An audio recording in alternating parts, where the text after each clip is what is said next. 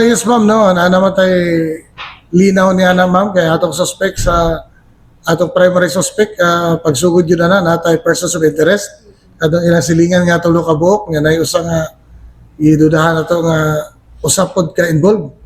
O karon kay nag-launch pa tawag bypass operations, drug operations sa atong General Santos City, focus ta sa operations sa area sa Station 2 o Station 7, diya, focus na 5, diya rin napita, apil lang 9. So, atong na sagip ang atong suspect sa pagkamatay na itong sa ka-4-year student sa ka-universidad. So, nag-reveal nila dito sa atong media nga mga practitioners, nga mga atong media allies nga naging sila kalabutan sa insidente. Pero before that, namatay mga extrajudicial confession. Nag-confess naman sila sa atong investigators na involved yun sila sa pagpatay.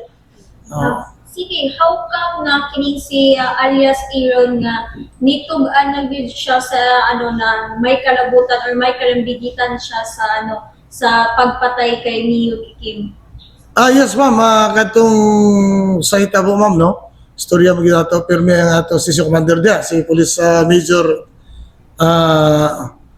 Doligas o ang iyang mga investigators, pati yung mga intel personnel, kay ako kadadlaw po gumag ato dito para mapalapang mga kaso. So, ang report dito, mura na gisilag kasili o isda dito nga idjas kayo. Siyempre, pagkahitabo ko na ito, makaduda ta, kaya nagkakay tao, ay mo volunteer witness. O naghadlok ang mga tao, ang iro, pakitabo, way gausig nga iro.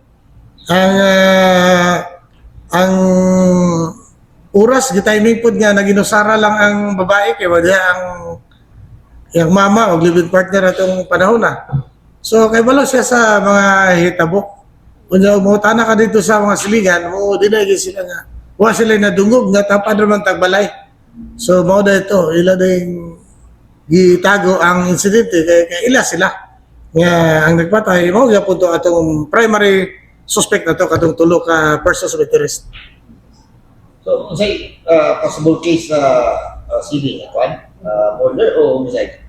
Ana nga sir, determine gina sir sa atong prosecutor's office ang ilang gravity sa ilang gibuhat sir, no?